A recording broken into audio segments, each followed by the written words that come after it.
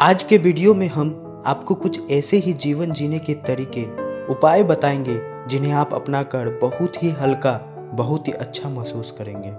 आज मैं आपको चाणक्य द्वारा दी गई वह 10 नीतियां बताऊंगा जिसे आप सुनकर सीखकर और अपनाकर अपने जीवन को प्रफुल्लित तौर पर आनंद भरा बना सकते हैं। आपको चाणक्य की 10 नीतियां जानने के लिए आपको हमारे इस वीडियो को पूरा आखिरी तक देखना पड़ेगा, वरना आप जान नहीं पाओगे।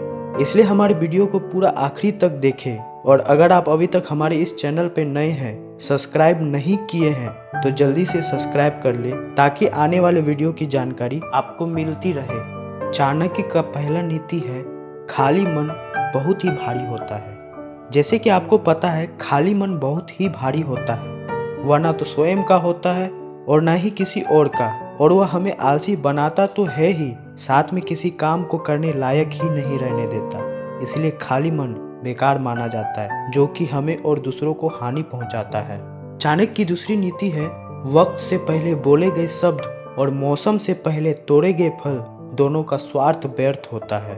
हम काम करते हैं, मेहनत करते हैं, पर उसका परिणाम हमें वक्त आने पर ही मिलता है। ऐसा ही चाणक्य जी कह रहे हैं कि वक्त से पहले बोले गए शब्द और मौसम के पहले तोड़े गए फल दोनों में स्वाद नहीं होता, क्योंकि वक्त से पहले आपको कुछ नहीं मिलेगा और मौसम से पहले अगर आप उन फलों को तोड़ लेंगे तो उसमें वह मज़ा नहीं आएगा, वह स्वाद नहीं मिलेगा और आप उस आनंद को महसूस नहीं कर पाओगे जो आनंद आप चाहते हो। चाणक्य का तीसरा नीति, आपके दिमाग में वही विचार आते हैं जिन्हें आप आने की अनुमति देते हैं। इस पंक्ति में चाणक्य जी कह रहे हैं कि आपका मन और आपके मन के विचार आपके हैं और ये किसी और के नियंत्रण में नहीं होना चाहिए, सिर्फ और सिर्फ आपके ही नियंत्रण में होना चाहिए। आपके दिमाग में अनचाहे विचार नहीं आना चाहिए, आपके मन में वही विचार आने चाहिए जिसे आप चाहते हैं। आप खुद के मन में इतना नियंत्रण करें कि आप उसमें कोई और विचार, व्यर्थ के विचार ना आए। जिन्हें आप अनुमति दें केवल वही विचार ही आए, ताकि आप अपने जीवन में खूब तरक्की कर सके, क्योंकि तरक्की करने में और कुछ भी करने में सबसे अहम रोल दिमाग और मन का होता है, इसलिए उसे स्वयं के नियंत्रण में रखें। चाणक्य का चौथा नीति है, जब सब साथ छोड़ देते हैं तो निराश मत होना, क्योंकि यह वही लोग हैं जो तुम्हें अकेले चलना सिखाएगा। यह दुनिया धीरे धीरे मतलबी होती जा रही है। इस दुनिया में कभी भी कोई व्यक्ति किसी का नहीं होता, सभी साथ छोड़ देते हैं, लेकिन साथ छोड़ तो देते हैं पर एक सबक भी दे जाते हैं उस व्यक्ति को जो हमेशा दूसरों से आस लगाए बैठे रहता है। पर चाणक्य जी का कहना है कि जब सब आपका साथ छोड़ने लगे तो निराश बिल्कुल मत होना, वह तुम्हें छोड़ नहीं रहे बल्कि तुम्हें अकेले चलना सिखा रहे हैं। चाणक्य का पांचवा नीति है, जल्दी ही गुस्सा करना आपको जल्द ही मूर्ख साबित कर देता है। गुस्सा हमेशा से ही बेकार रहा है, यह दो लोगों के बीच शत्रुता की ज्वाला जला देते हैं। पर इसमें चाणक्य जी का कहना है, जल्दी ही गुस्सा करना अच्छा नहीं है, यह आपको बहुत जल्दी ही मूर्ख साबित कर देता है, क्योंकि जो समझदार व्यक्ति होता है वह गुस्सा करता ही नहीं। वह जानता है कि गुस्सा करने से उसका ही नुकसान होगा, उसकी मानसिकता पर असर पड़ेगा, इसलिए वह गुस्सा करता ही नहीं है। पर जो ये नहीं जानते हैं और बेवजह गुस्सा करते रहते हैं, वह भी छोटी छोटी बातों पर, तो चाणक्य जी ऐसे लोगों को मूर्ख मानते हैं। चाणक्य की इस नीति में, जिसका गुरु वक्त है उसने सब सबक सीखे हैं, उसे कोई नहीं हरा सकता। इस पंक्ति में चाणक्य जी कहना चाहते हैं कि जिस व्यक्ति का गुरु वक्त है, समय है, उसे कोई नहीं हरा सकता। उसने सब कुछ सीख रखा है, वह अति विद्वान है। वह व्यक्ति किसी भी क्षेत्र में उन्नति कर सकता है, क्योंकि वह समय को ही अपना गुरु मानता है और उसी के साथ चलता है। वह समय को कभी बर्बाद नहीं करता, इसलिए वह आगे बढ़ रहा है और वह और भी आगे बढ़ेगा। चाणक्य जी ऐसे लोगों की खूब प्रशंसा करते थे।